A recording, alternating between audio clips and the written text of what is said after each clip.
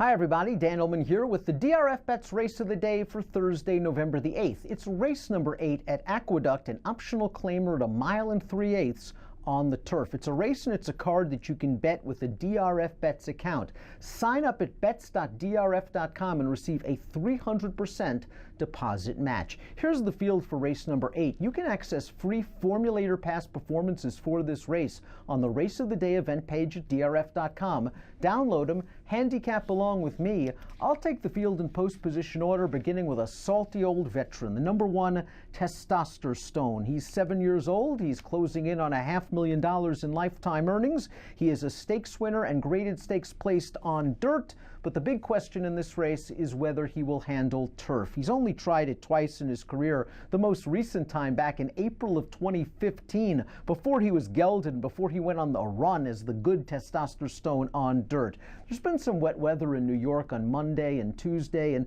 maybe this race will be washed off the grass, which would benefit Testosterone. We have a formulator fact for his trainer, Gary Siaka. Over the past 4 years, with older horses moving from dirt to turf, it's not a great move for this barn. 3% winners, $1.15 ROI. Testosterone should appreciate the long distance of this race, but I'm just not sure he's a turf horse at this point of his career. The 2 Dharma is entered main track only. We hope he doesn't compete. We're handicapping this race on turf. The number 3, Mr. Maybe, like Testosterone, has a good amount of back class. He is a graded stakes winner. He won the Red Smith Handicap at Aqueduct way back in 2015 when he was trained by Chad Brown. Now, he was claimed away from Chad for 62.5 in 2017. He got back to the winner's circle 2 starts back. It was only a 4-horse race, but there wasn't a big pace in front of him, and he came with a good solid run, and he was just simply overmatched last time out in the restricted point of entry stakes. A lot of things were going against Mr. Maybe that day. A, the competition. Horses like Hello Don Julio, Postulation, and Patterson Cross are just better than Mr. Maybe at this point in his career. B, the pace. They were walking on the lead, and Mr. Maybe needs pace in order to satisfy his late kick, and this turf course was really soft. Mr. Maybe handles different kind of courses. He has handled wet courses in the past. I don't think he loved that course on October the 14th. This is a much better spot for Mr. Maybe than last time out.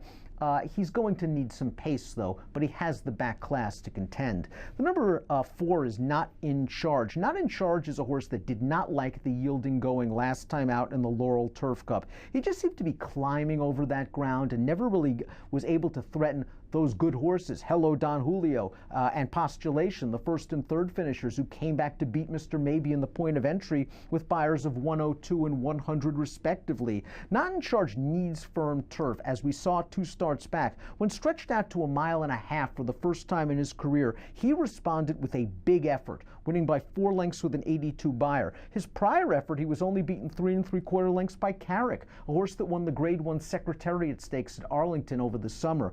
Not In Charge is much better than that last line indicates. He may need firm turf and may not get it with a little bit of that lingering weather in New York, but this is a horse that can be expected to improve off his most recent performance. The number 5, Queen of Connaught, is a filly that really wants distance, and I think that's why she's in this race.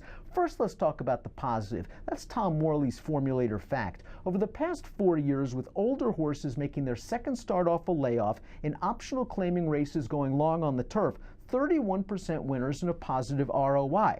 The negative is Queen of Connaught is a 3-year-old filly taking on older males. She ran against 3-year-old males in the Bald Eagle Derby in her North American debut. She didn't seem to like the yielding turf course. She was very eager and pulling close to a fast pace, and she ended up with a buyer speed figure of 1.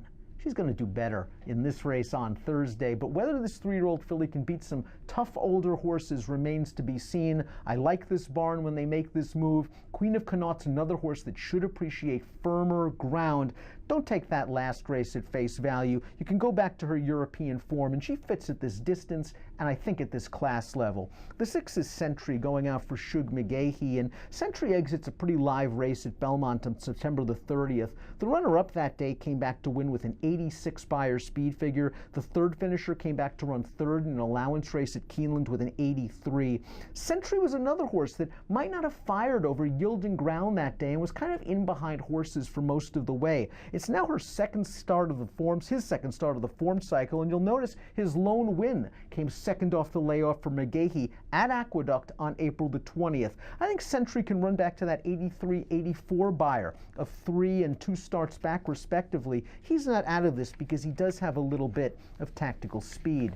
The number 7 Mills is entered main track only, so we'll move to the number 8 Nims, going out for trainer Edward Graham, who seems to do very well with long-winded turf runners. This horse will be stretching out past 1 1/8 for the first time in his career, but he's run well at 1 1/8, and he has the pedigree to stretch. He's going synthetic to turf. I think he's going to handle turf just fine, although both of his lifetime wins have come over the Tapeta surface at Presque Isle Downs. The runner-up in his most recent race came back to run third with a 79 buyer over the Tapeta at Woodbine. This horse's buyer speed figures pale in comparison to those of the main contenders in this race, so he is going to have to take a step forward. The number 9 is Krewe Chief. We've said it so many times on our various programming here on DRFTV that Michael Maker just has an eye for long-distance turf horses. He just seems he claims them. They improve when stretched out on the turf. He's turned many a former claimer into a stakes horse. And while Krewe Chief might not be a stakes horse, he was claimed for Maker for $40,000 back on April the 12th, and he had his first opportunity on turf for this barn last time out at Belmont.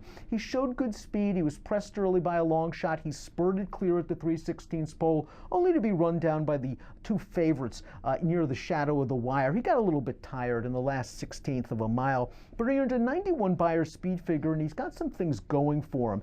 A Maker formulator fact: past 2 years, older horses going third off the layoff and optional claiming turf routes, 24% winners and a positive ROI. The second thing to like about Krewe Chief is his early speed. There doesn't appear to be a lot of pace in this race, and as we see from the Timeform US pace projector, they have the number 9 Krewe Chief out on a fairly easy and uncontested lead. Now he's going to have to stretch back out. He hasn't run 1.5 miles since October of 2017 at Keeneland, where he ran a rallying 4th. I think with this running style, if he gets away to an easy lead in the form he's in right now, he's going to prove very tough to catch.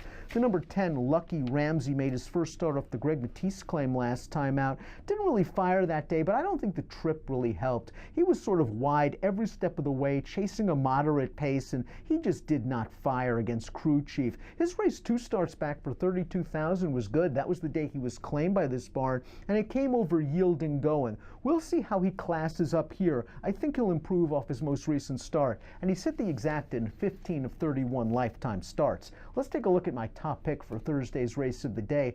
I think pace makes the race, and in Michael Maker I trust in these situations. I think Krewe Chief has a good chance to go gate to wire. I'm going to use him over the number 3, Mr. Maybe, with his back class, the number 6, SENTRY, who can improve in his second start of the form cycle, and the number 10, Lucky Ramsey, who I don't think got a really great trip last time out and can improve in his second start for this barn. 9, 3, 6, 10 for me in Thursday's DRFBets Race of the Day. Make sure you bet it with a new DRFBets account. Sign up, receive a 300% deposit match at bets.drf.com. An approximate post time for race 8 at Aqueduct on Thursday, 3:47 Eastern. Best of luck.